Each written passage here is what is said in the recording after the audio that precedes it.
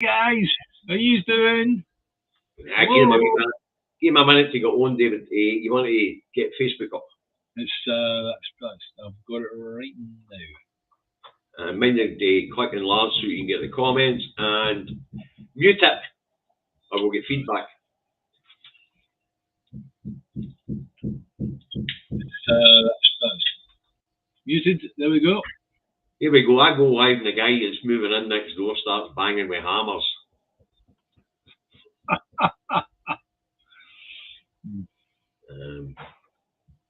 Go live, and the guy that's moving in next door starts banging with hammers. That's better. So, give a couple of minutes to get on board, folks. We have people. I can see likes coming up and hearts coming up. But I'm not seeing any. There we go. There we are. Luke Gowans, good afternoon. Hi, Stephen. Hi, Stuart. Hi, Stephen. Hi, Mags.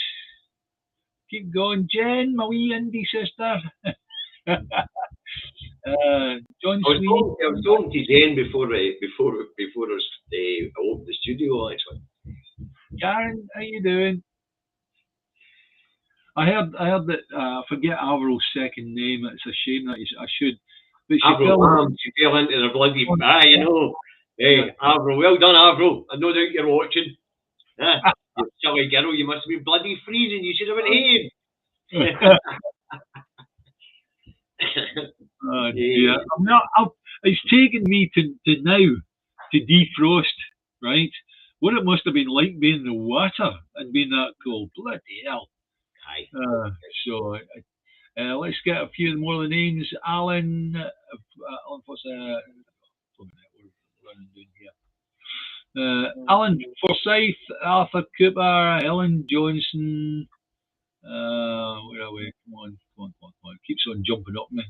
If I've missed any, I do apologise. Derek Gallagher, Rob Buchan, Elizabeth Camper Brown. That sounds German. That does. I've not seen you before, Elizabeth. Anyway, there we go. Hi, Dudsburg. Tina Chalmers, Sandra Wallace, Mark Roundtree, Dylan. Right, that's enough one word. Stop the names. Right. Good afternoon, people, and welcome to Davies' Current Affairs Chat Show from the colony of Scotland. And today we will be debating the route forward for our nation, as democracy has been denied us by our imperial masters next door. As you can see, I've cheered up a wee bit because I've been able to vent my frustration on Davy for the last hour. Look at the bumps. Look at the bumps. Look what he's done to me. Right? You know, it's like if you want to know where as far as I'm concerned, the major hole in the thing that the Supreme Court put out when they said we weren't oppressed. You deny a country democracy, that's oppression. That is oppression. There you go, right? And if you want to get the dictionary on the computer or on your phone and look up the word oppression, and you'll find that it's when you deny a country something, right? And that is, oppression is a lack of democracy or a denial of democracy. Sorry, David, you carry on. This morning you did. Actually, I want you to read out the bit that you wrote on apathy after I went in a rant this morning about people who support for democratic rights. Here we go. I wrote this and I just put it on my own timeline. I didn't intend to put it out to all the different groups, Facebook groups, right? It's entitled "Apathy is Normal, Giving Up is Daft." All right. In my life, I've had many major blows. One such blow had me sitting in the garage for 4 whole days, staring at a wall until my mind sorted everything out enough to plan a way forward. That's just business for you, right? As a sole trader at the time, I just started off. Serious stuff would happen and make me question if it was all worth it. I'm still in business, so therefore I made the positive choice to carry on.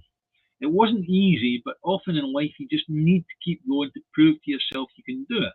That's not a point though, right? Yesterday was a blow of a different kind with similar effects on the mind. you hit you hit something, and to be honest, you can't see a way through straight away. But that's the point, isn't it?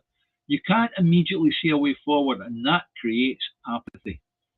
Um, at the moment, regarding the Supreme Court, I've got stuff going on in the old noodle, but I haven't yet resolved any direction.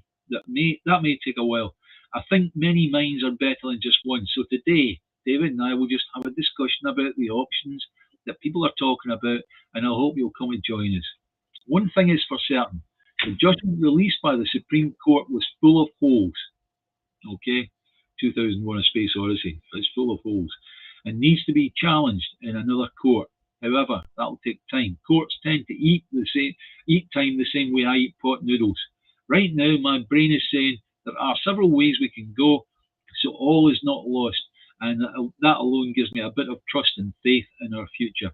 If you're feeling a bit washed up at the moment, then obviously this was written before the show. I recommend you join us at 4 p.m. so we can start exploring the options. I'll add one thing here. If anyone says they have the answer right now, they're using the wrong medication, I assure you. Right? And that's pointed at all the blooming Salvo and Alba Sorry, and all the rest I'm of not it, right? sure about that. Sorry, Hen, you're getting switched off. That's my Alexa killed, right? If somebody says they've got the answer, they're talking out a hole in their blood at the top of their heads, right? Dictionary definition of oppression: the state of being subject to oppressive treatment. Yes. 3 levels of oppression, right? Interpersonal, which would land us in court if I was to deny my spouse free will. Mm-hmm. You get institutional oppression, and you get internalized oppression. I guess we're subject to 2 of those. Yeah. We're not subject to the interpersonal, but we are subject to the institutional, and because we're part of the UK, internal. Mm-hmm. So there you have it. Dictionary definition. The Quebec thing was a bit of a hole, since Quebec is a province and not a country. You're probably right. You're probably right. They would take it, but the people of Quebec thought themselves as a country. That's why they were looking for independence from Canada. It's a wee bit like the thing that a lot of people come up with, Catalonia, right? Hey, David, get an idea. Mark Telfer's got an idea. Stick Alexa back on a minute. No, forget it. No, seriously. Let's see if Alexa's got the I answer. don't do that, right? Okay, hang on. Take a while for it to fire up. Talk about something else while it fires up. Right, but I mean, let's see if Alexa's got the answer, because it appears that Dross and Sarwar did the answer. Just to clarify, folks, while you're watching, right, a wee bit of comedy here. Yesterday, Sky had a go at Dross and a go at Sarwar when they were speaking with the Constitutional Secretary here in Scotland, Angus Robertson, right? And so Angus said this ruling proves that Scotland is no longer an equal partner in the Union, and Dross piped up and said, "Aye, we are." And so Angus asked him if we're an equal partner, what's the route out? And Dross wasn't giving a. He says, "But you expect me to tell you is what he said." Actually, he didn't have an answer, of course. But the Sky reporter wasn't giving up on it, so she kept going on it. And then the same question to Sarwar, nothing, absolutely nothing. You know, so if we're not a colony and we're still an equal partner of the Union, there must be an exit route. But apparently there isn't. So, but Mark Telfer's got the right idea. When Alexa's booted up, going to ask her if she's got the answer. Aye, okay. All right. Ask Alexa. Just say to Alexa, how does Scotland leave the Union? Go on, David. There you go. There she is, my pedestal. You ask the question. Alexa, how does Scotland leave the UK Union? From news.com. Scotland could press for another referendum on independence from the United Kingdom if Britain votes to quit the European Union this summer, analysts say. There you go. Apparently, the one-off opportunity was in 2016. We didn't press hard enough. According to Alexa, Mark. There you go. Ask Alexa if Scotland's oppressed. Alexa, is Scotland oppressed? From fandom.com. Scotland for more than a decade suffered harsh repression from London, and this, along with silencing and suppressing unionism and leftism, left the Scottish population bitter, and in this hatred for the government aroused the idea of Scottish socialism. Did that answer your question? Right, that's enough of Alexa. Let's get back to the serious business of the route forward here. Now, the First Minister has said that it's going to be a plebiscite election, basically, and she's looking at the 2024-25 UK election. And I understand the premise for that, because, let's face it, our 59 MPs is the Scottish Government in Westminster. Yeah, but do you not feel that that was a knee-jerk reaction? She'd been talking about plebiscite before the statement by the Supreme Court. So do you not feel that was a knee-jerk, rather than let's discuss all the options, discuss all the pros and cons, and choose a route forward? It might be that we go that plebiscite, but there might be other ways. Oh, there will be other ways, David. There's the international route and just hold a referendum under international law. Yeah, it was as Professor Mark Weller, the constitutional expert for the UN, that's from one of the universities in Cambridge. He actually stated that Scotland could run a referendum under UN law, and therefore it would be recognised internationally. Okay. Stephen, we're finished with Alexa. But I'm going to come to a point about that. That's why I put it up. I'm going to come to a point about that. Okay. So therefore, we could run it under the UN and under international law, but at the same time, I don't know. It's maybe a bit too pat, isn't it? When you think about it, let's go to the UN and run it under the UN law. It means the UN would actually have to administer a referendum, does it not? Sounds like a plan to me. Yeah. But that's one route.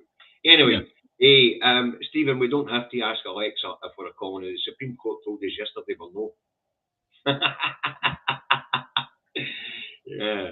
Which, of course, actually, what the Supreme Court was telling us yesterday was, yes, you are a colony. But according to Lord Reid, who didn't look happy at reading the judgment, I have to say. Because he's going to come back to Scotland. I don't think he'll be coming back for a while. But as I say, the 59 MPs are the Scottish Government in Westminster. So that's quite good. That's why they would be thinking about a plebiscite election for Westminster. Much harder to win. Obviously, I advocate for it to be a Scottish election. Whether it's the 2026 election or whether they can find a way to dissolve the Parliament earlier. And remember, you need a 2/3 majority in the Parliament. I already knew that. But people were pointing that out to me. But you've got to remember, I don't believe that everybody in that Parliament on the Labour benches are democracy deniers. Is there, I mean, this 2/3 majority thing, right? Is there any other way that it can be done to dissolve the Parliament? You could probably just crash it. As in doing what? You probably just go up and say there'll have to be an election because it would appear that mandates don't count anymore. Yeah. A good one. Yeah. But if they crash it, of course, it would be the Scotland office that would run the election. Yeah. Because there wouldn't be a Scottish government there to run it. Yeah. Not interesting. That's not something we'd want. But, I mean, we could advocate, we're going to have to wait 2 years for the next election, so we could advocate waiting a year more so that we can get a fair vote in Scotland. Yeah. I would much rather that they found a way to dissolve the Parliament and call it earlier. But, as I say, if they can't find a way to dissolve the Parliament and call it earlier, because you really don't want Westminster running an election in Scotland. So then I would prefer we waited to 2026 because then people would get their vote. The Europeans that are here,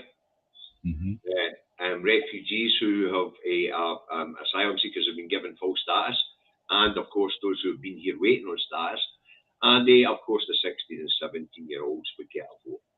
Right. Is there any way that we could rewrite the rules on the fixed-term parliament for Scotland? Oh, of course, the elections are involved.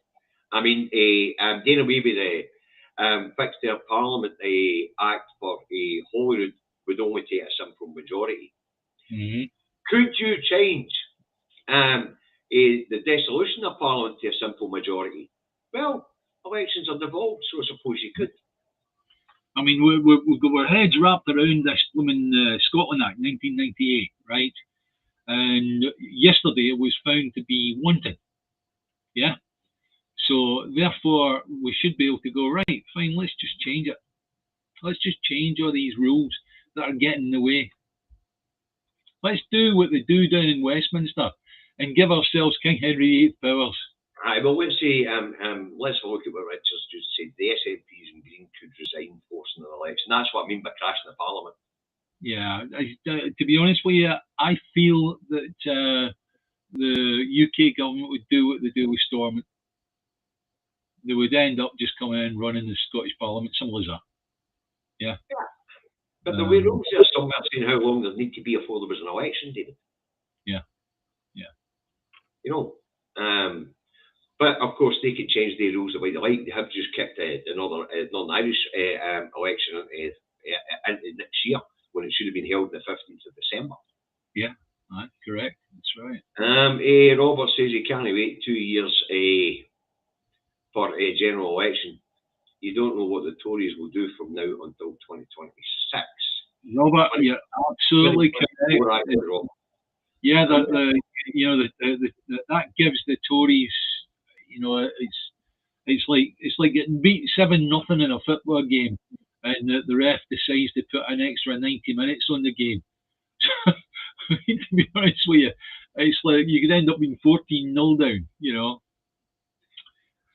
So we've got the two elections route. We've got the route via the international community, who were looking in yesterday in horror, by the way. Yeah. Okay. That's why Holyrood last night, and it's one of the reasons why I was angry this morning.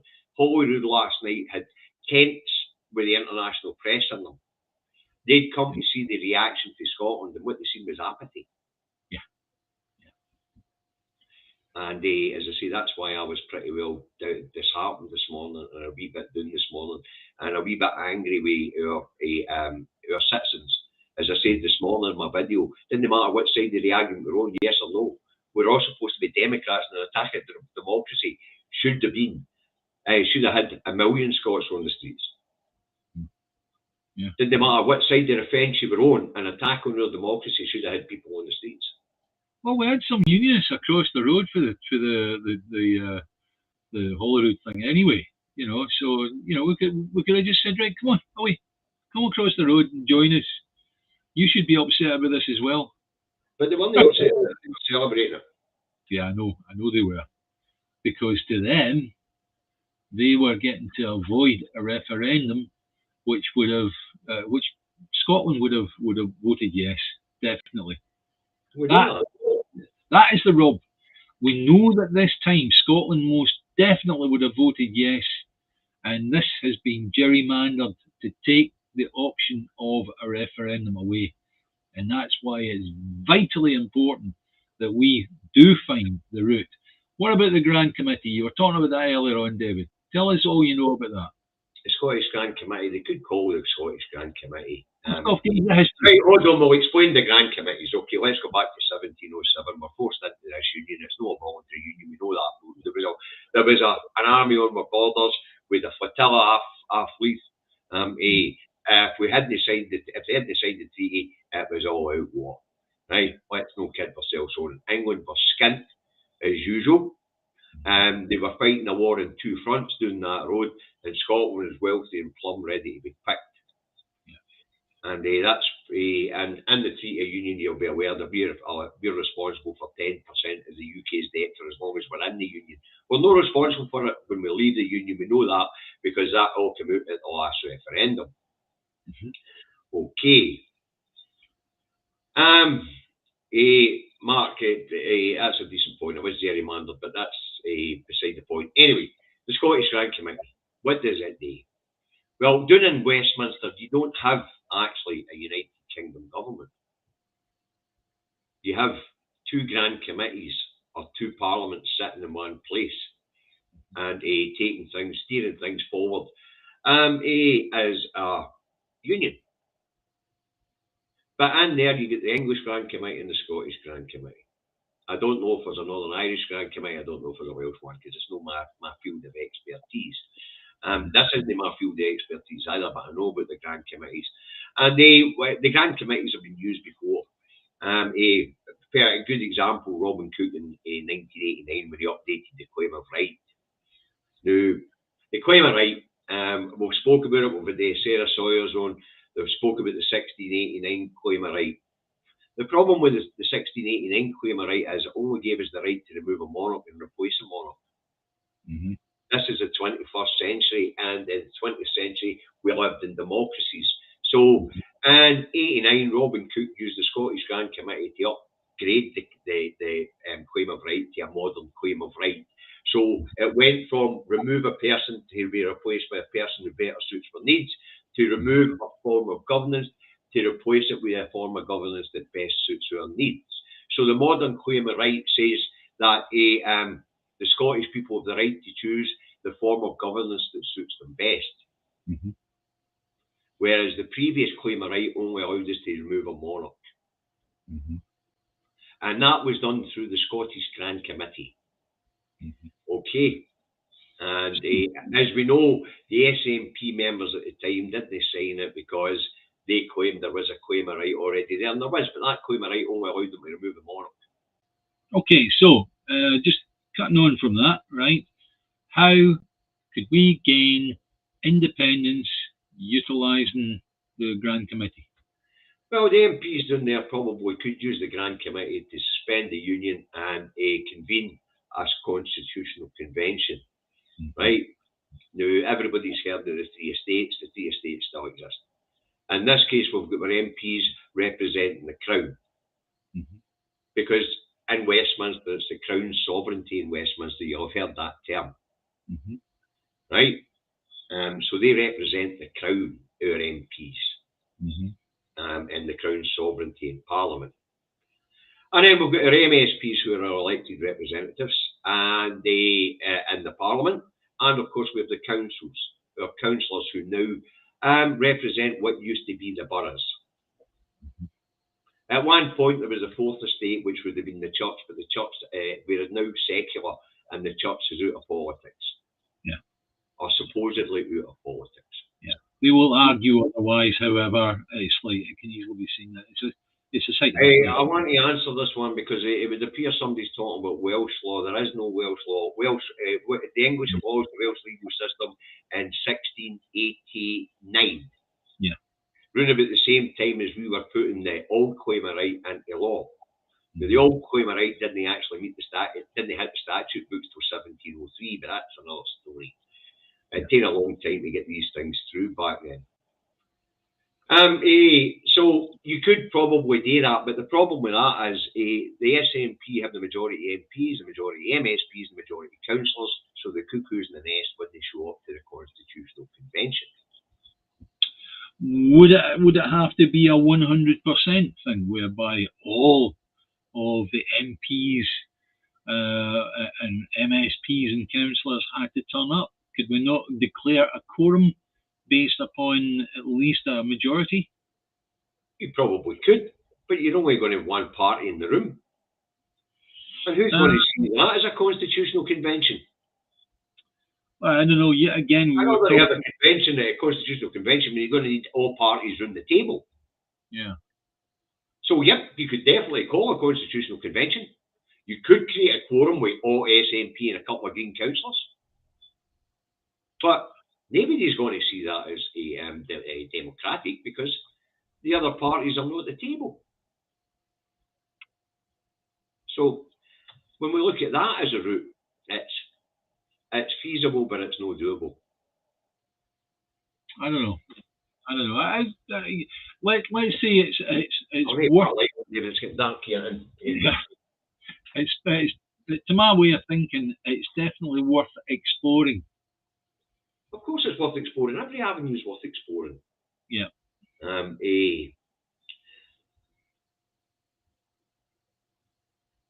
No, it doesn't, Mary. It doesn't have to be the Scottish Government if they want to go to the UN. It could be a Scottish deputy. We already have a UN deputation. It's sitting in Geneva. Mm-hmm.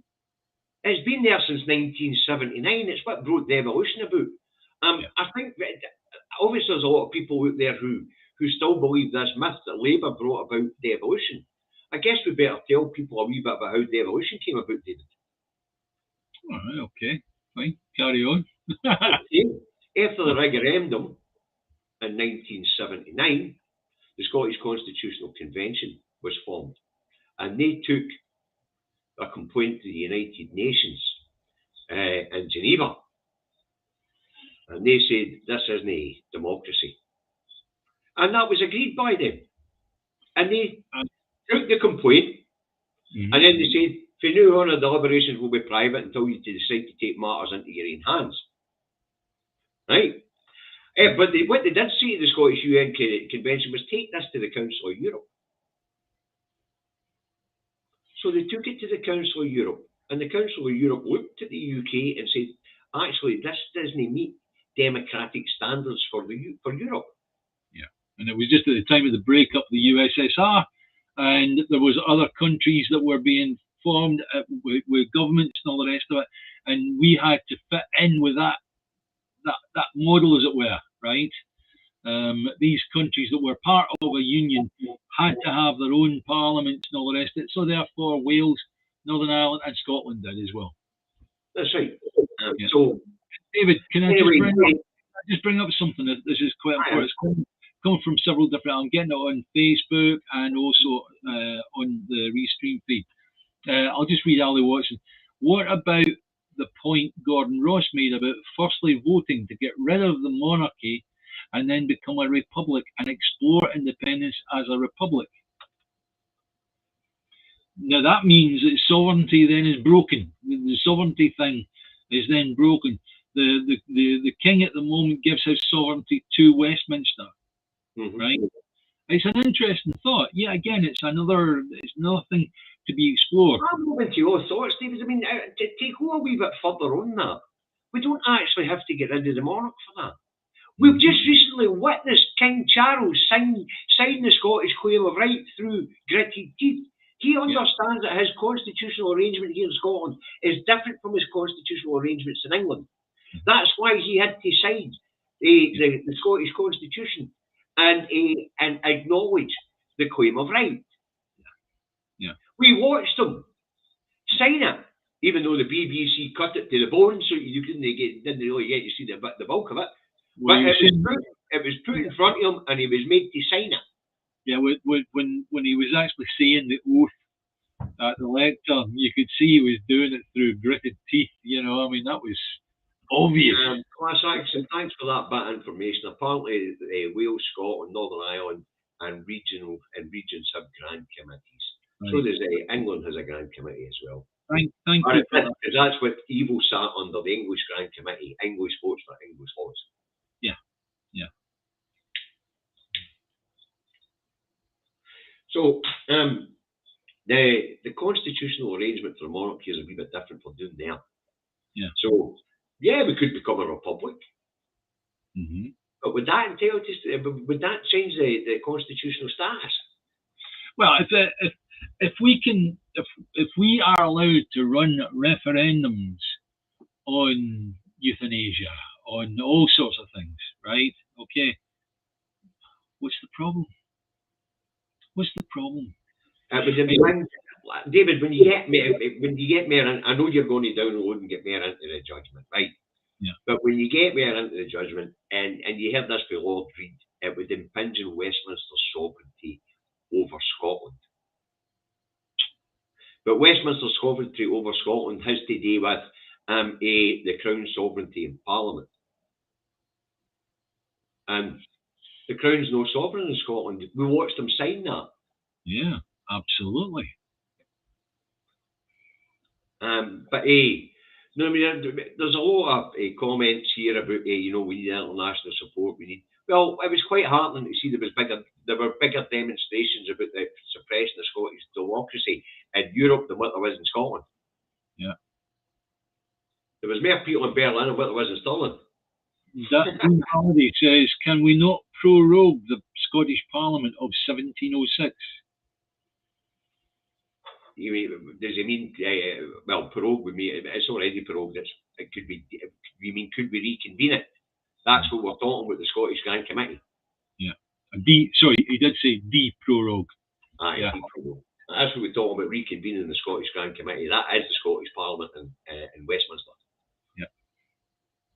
So the answer is yes, but what leads on to that is you have to have a constitutional convention, and getting the cuckoos in the nest round the table is the hard bit there.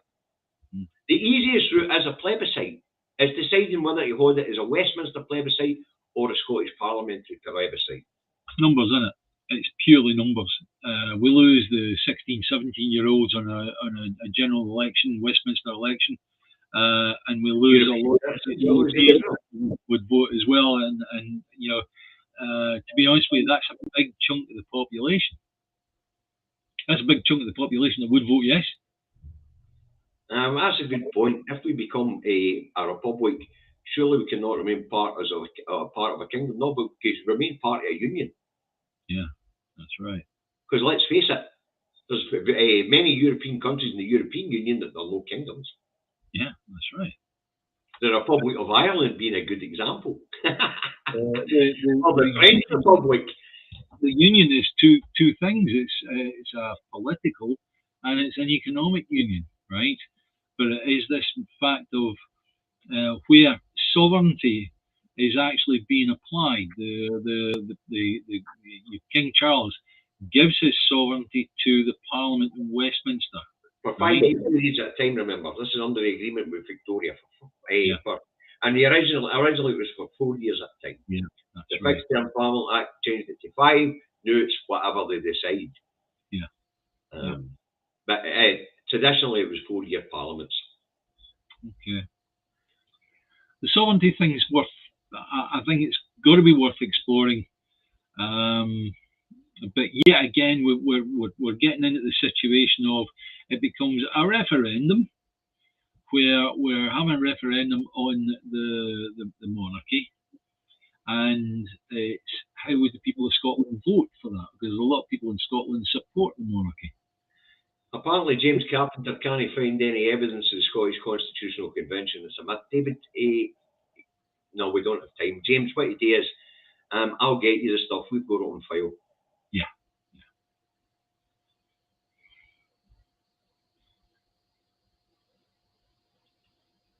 Often when you ask, I've got a couple of search engines on the computer, and what will often happen is maybe if I Google it, I don't get the answer, but then if I go into Bing, maybe you must be very young, James. You must be very young. The UN originally, and still has a building in Geneva. It's where it originally sat.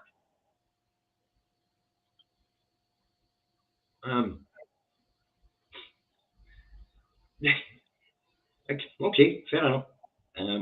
Apparently, the UN doesn't sit in Geneva.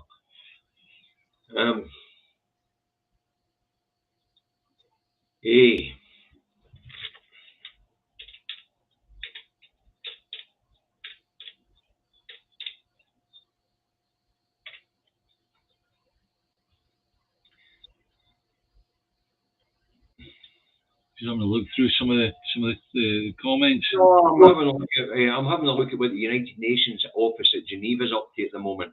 Our common agenda, breakdown and breakthrough on an agenda to strengthen and accelerate multilateral agreements. That's what the UN's Geneva office is working on at the moment.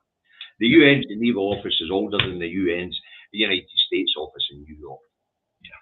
Okay. It might be a place where they do hold the United Nations, right?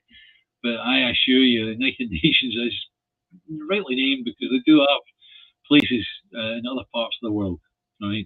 This is the important bit. The UN court is in the Geneva building. Yeah.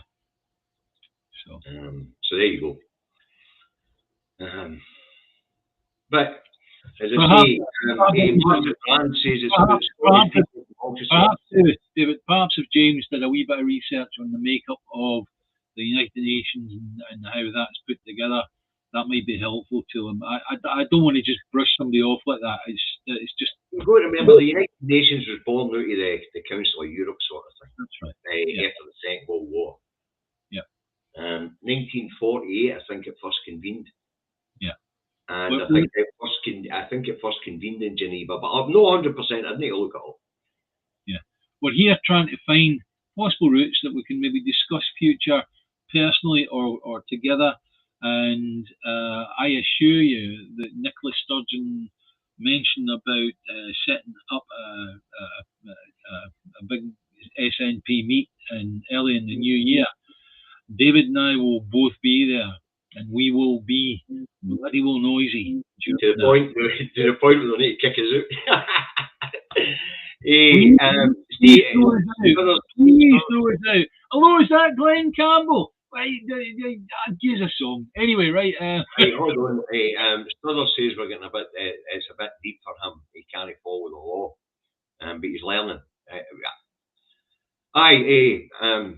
Struthers, I'm sorry if it's a wee bit deep. We're not really meaning to get that deep. League of Nations, that was that class action. Thank you very much. League of Nations. We've got a really good audience out there today, and they're able to fire up and start getting the neurons firing in the heat, But Prince Charles, he's just had his first international whatever, the chappie from Africa coming, he gave him the full state shebang, right? Here's another. Let me finish, right? If King Charles actually wanted to get the people of Britain on side, right, he should maybe challenge those in Westminster. Everyone just put that up. That's the point I was just about to make. Nicola needs to write to King Charles and request he instructs his Parliament to grant a Section 30 order, or we will make moves to remove him as our sovereign. Yeah. I think that's another route to add to the list. Thank you very much. Yeah. Everyone. I hope somebody's making bloody notes here. What's being said on Facebook, David? Hang on a second, let's see if I can get through them. Let's try to run down the list.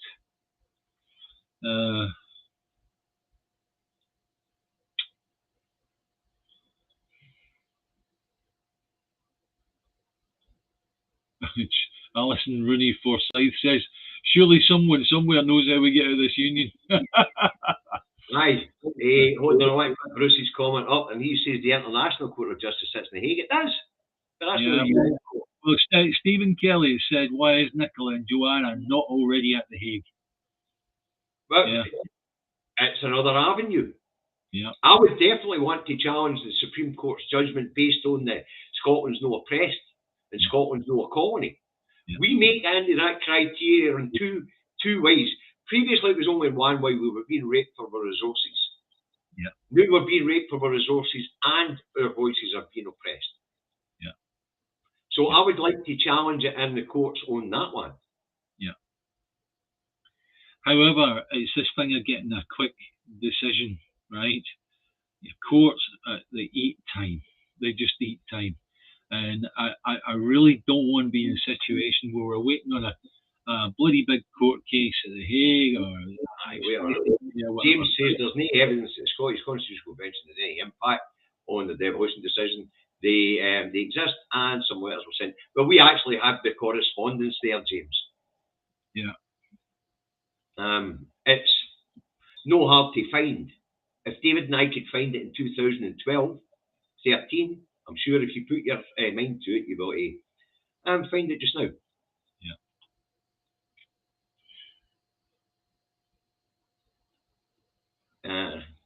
Right, James, you've had your 3 goes. Let's get on with it. Okay, brother. Right, I've chatted with Lorraine Hayes says I've chatted with Scots in Australia and England today who are only watching from the sidelines and they are furious too. This will spread worldwide. I hope you're right. Yeah, hopefully it does. Because right at this moment in time, we need help. Without doubt. we need help. Here's a call to anybody that's got any pals in the European Union Parliament, right? Tell them right now we need help. Oh, the European so you talk about people in the international community today, as you know, David, I've had messages from Spain, Germany, Belgium, Holland, a couple of the Nordic countries, and it wasn't about they're all in solidarity with us over our democracy being denied by Westminster and the Supreme Court. What they couldn't understand was the apathy. They didn't understand why the people of Scotland were not on the streets last night. Yeah, okay. All right. It's a moot point. Of course it is, right? I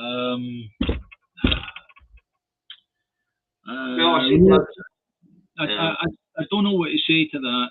I am disappointed that not more came out, right?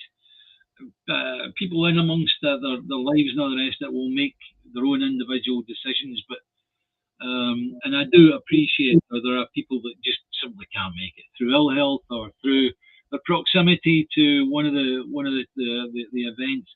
But yesterday was one time where there should have been no doubt, and all able-bodied people and the people that were close enough to get there, just get there, just be part of it, right? And that's what we were looking for, and it didn't happen. And we can't afford for that to continue. But understand this, people of Scotland, you're on your final warning. If you don't start getting behind this, then I'll tell you what, it'll just go by the by. And then when you start looking at the consequences of just letting it go and forgetting the whole damn thing is a bad game, right? It's like you are going to be paying health insurance for your doctor and your the hospital or whatever, right? Ambulances will be like 50 quid a go. Yeah, that's a good taxi for you, right? And all the rest of it. You're going to find that things in Scotland are going to fall apart. That's the consequences. That's what everybody needs to get their head wrapped around. It's not a case of just knowing what the decision was yesterday, and really you couldn't give a hoot what a few old gentlemen in London said, right? It's the consequences of not getting Scotland freed from the Union. That's something that you need to be passing on.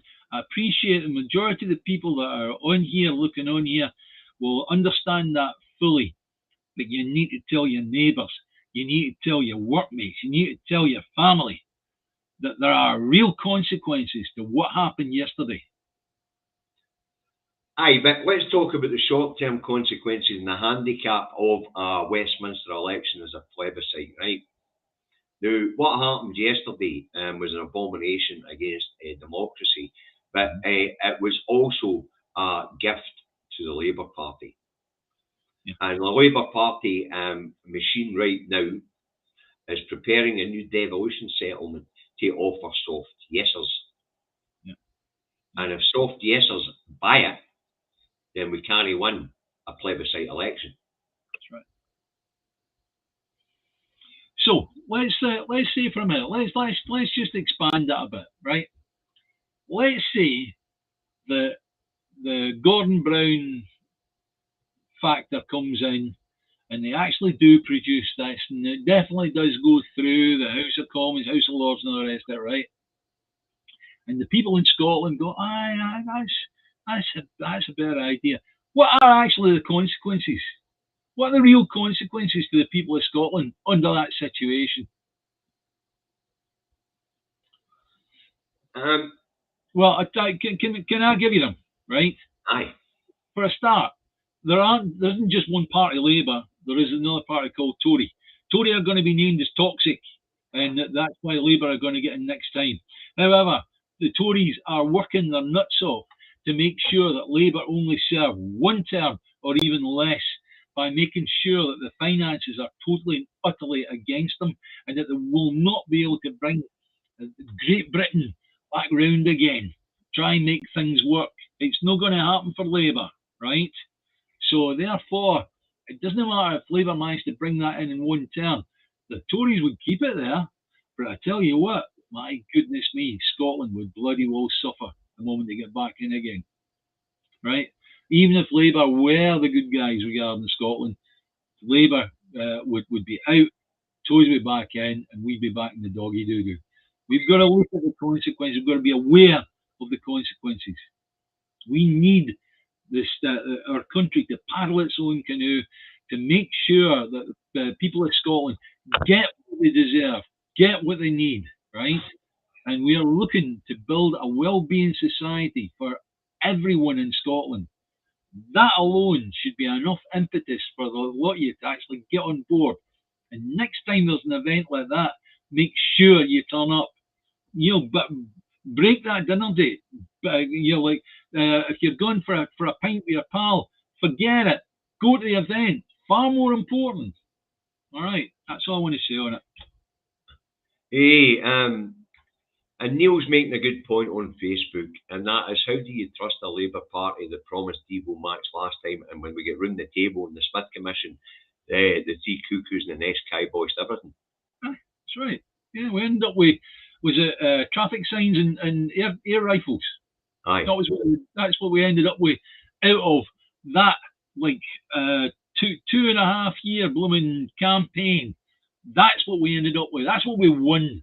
Was the ability to write the traffic signs the way we wanted and air rifles. How blooming disgusting is that?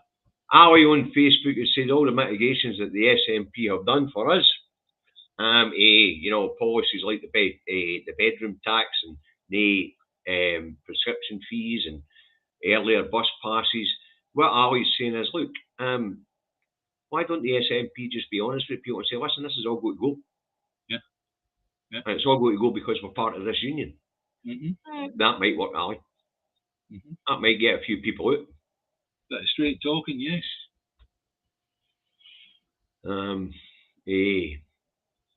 Aye, a bit of straight talking.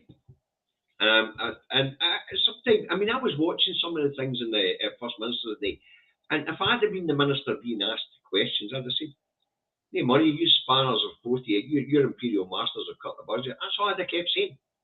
Your Imperial Masters have cut the budget. Your Imperial Masters have cut the budget. Your Imperial Masters have cut the budget. Use people voted for the people in another country to be in control of their budget. But that, as I say, so what have we got as potential routes going forward?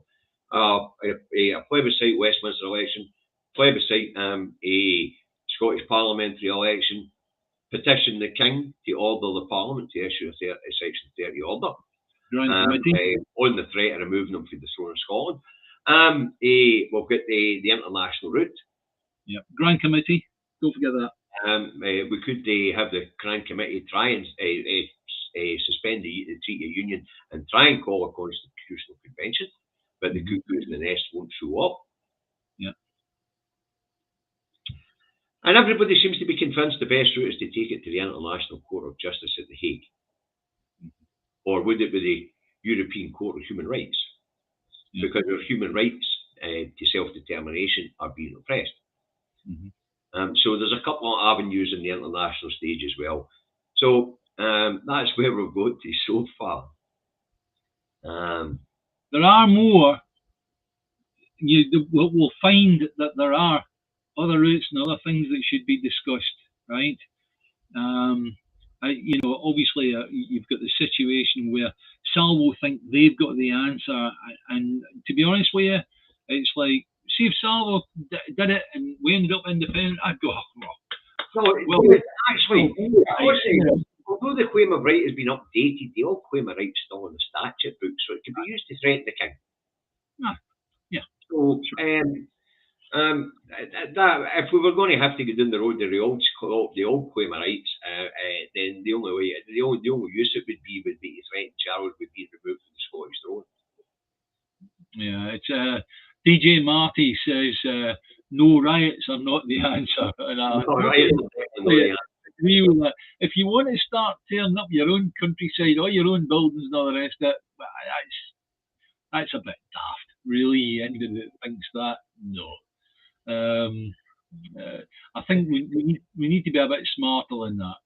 So. Jane Loveland's answer to Neil MacDonald's how do you trust a party after the Devo Max carry on? Jane Loveland's answer was, you don't, simple. Correct. Yep. Or words to that effect.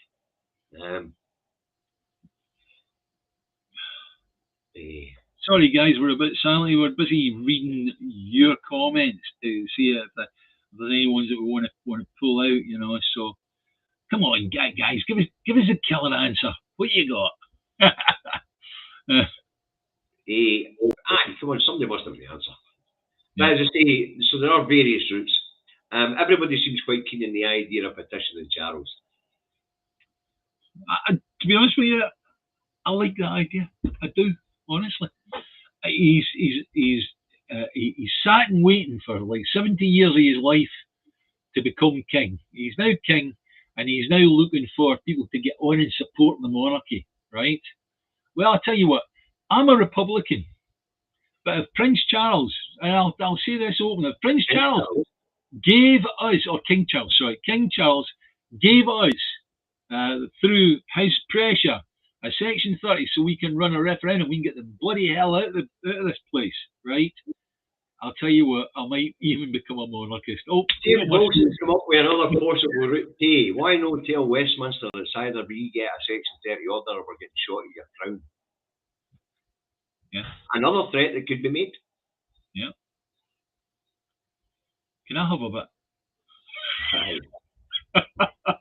Stephen's right. The UN government don't have a very good name with the United Nations, and we could take the Chagos Islands into consideration there. The UN ruled to be returned to the people of the Chagos Islands. The UK Supreme Court ruled that the UK had to hand them back to the Chagos Islanders. What did they do? They rented it out to the Americans, so the Chagos Islanders had to start all over again. Well, we don't want that. We don't want Scotland rented to the Americans, do we? Huh? Aye. Class action says if we go to the European Court of Human Rights and get a judgment from them, that will force the United Nations into action. That's an interesting one. Well, we could get a ruling for the European Court of Human Rights and then take it to the UN Court in Geneva. Yeah. Good one, class action. That's a bit of nice noodle work there. Right, okay. Well, Max is making a good point on Facebook. We need our friends in the European Union to put pressure on their governments to stop dealing with England and Westminster. They have to be seen as a rogue state and get the back turned on them. Yeah. And that brings me to a point about something I said today, which was pretty strong language, and that was about democracy denying traitors in the Scottish Parliament. Right? And I was serious, folks. When you run across these people and they want to speak to you, whether it be Labour, Tory, or what, when they come to your door, firstly, turn your back on them and then slam the door with your back facing them. And if you run across one of these politicians in public and you can't get away from them, just say to them you're a democracy denier and walk away. I don't want to talk to people who deny democracy. Yeah, I don't talk to traitors. Aye.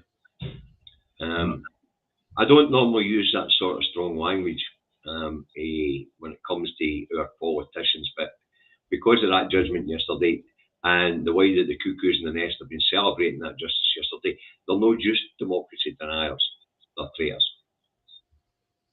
Wait a minute, I'll explain that, David. They're there in the Scottish legislature to make laws for Scotland. And they've just seen a potential Scottish law, which they're supposed to be husbanding through that Parliament, kiboshed. I'd also like to see the Lord Advocate get the boot. Okay. The Lord Advocate is the Westminster's man in Scotland. But the judicial system itself swears a weakness to the Crown. You want to shake the judicial system as well, threaten to get rid of the Crown. The one thing I did like about the Supreme Court action, there was another side to it, right? Is that it forced into a courtroom situation whereby it became obvious that they did not want Scotland to have a referendum of any kind whatsoever, right? So that, in other words, they had to state. It wasn't something whereby they could dance around about it with words. They had to state that they didn't want Scotland to have a referendum. And that was it. So as far as that's concerned, I've got to say there was a good effect of that. However, the bad effect of it is something that we will be living with for a little while. Somebody wants us the SNP to move into England. And Class Action says also if you get the European Court of Human Rights involved, gives the EU another grievance and only have to close the Dover ferry crossing for a day and watch what happens. All very salient points. I say, but SNP running candidates in England, it's been discussed to death. And it's like where you might get people in England where some of them would support it, right? And we might even manage with a few MPs out of it, right? But it wouldn't be a deluge, I can assure you. Mr. E said the Prime Minister's questions yesterday did look nervous when Blackford stood up. Aye, but they were ready for it. Aye, I know they were. Yeah. They were nervous about it, but they were ready for it. Yeah. And that's why we had the wonderful Theresa May stand up and tell us we're family of nations, even though we're fucking no family of nations, we're colonies. The Supreme Court judgment yesterday made it quite clear Northern Ireland, Scotland and Wales are fucking colonies. And by the way, I've seen somebody put up a post saying that they've started recognising Wales as a country since 2012. That was the European Union. The European Union's gone. These people are not your partners. They're your jailers. Get that through your heads. Okay? The other thing we have to, we're getting near roundup time, David, a couple of minutes to go. The other thing I did say this morning was that my good friend Marco Ronaldo has the right idea the whole time. Yeah. If they don't want to recognise our democratic will any other way, then the best way to do it is for everybody to join the SNP. It's the price of a cup of coffee. It's only a £5. That's right. And if everybody joined the SNP and we had over 2 million members, that's no deniable. That's almost a petition for Scottish independence. The reason for that being is the Electoral Commission checked the numbers. Mm-hmm. It's verifiable. And if there's any of you that think, oh, couldn't they do that? Oh, couldn't they do? Seriously, hold your nose and do it, right? It's a possibility. Do you want independence or not? Do you want independence or not? If you want independence, then simple as this. It's like you could choose any one of the other parties, and it would get you nowhere. If we all joined the SNP as members, right? Doesn't matter how you feel about them. We all joined the SNP as members. I can assure you, it's like that would be powerful.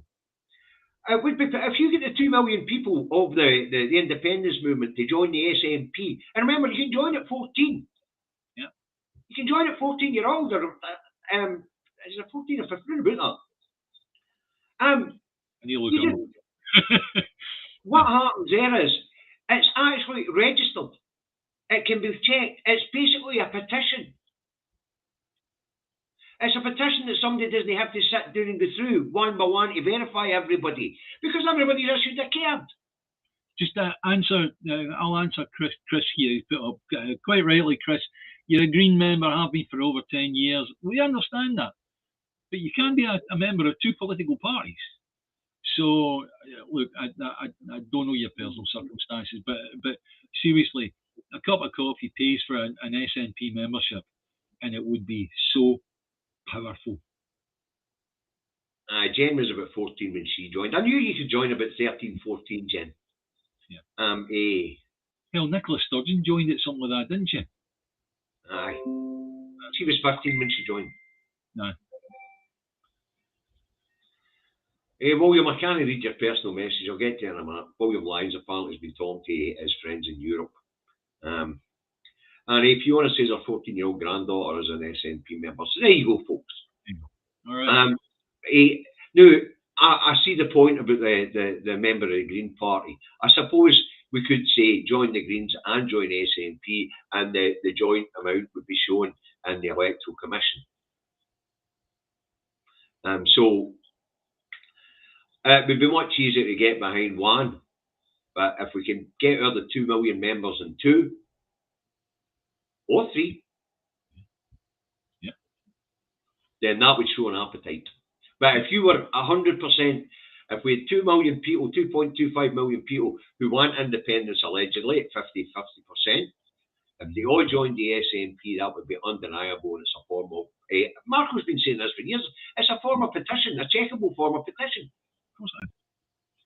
Yep. So, right. Anyway, Marco's got a great idea. For those that can't afford it, why don't we buy a SNP membership for a friend at Christmas? You need their approval. You would need their approval, Margaret. You can't just go buy people SNP memberships without their approval. Can we afford to sign up all the Rangers supporters as SNP members? Oh, there you go.